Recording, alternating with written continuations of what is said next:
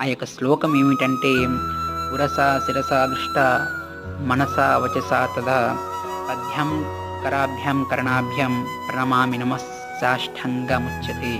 ఈ శ్లోకం యొక్క భావం ఏమిటంటే ఉరస అంటే తొడలు, శిరస అంటే తల, దృష్టి అంటే కళ్ళు, మనస అనగా హృదయము, వచస అనగా నోరు, పద్భ్యాం అనగా పాదములు, కరాభ్యాం అనగా చేతులు, కర్ణాభ్యం అనగా చెవులు.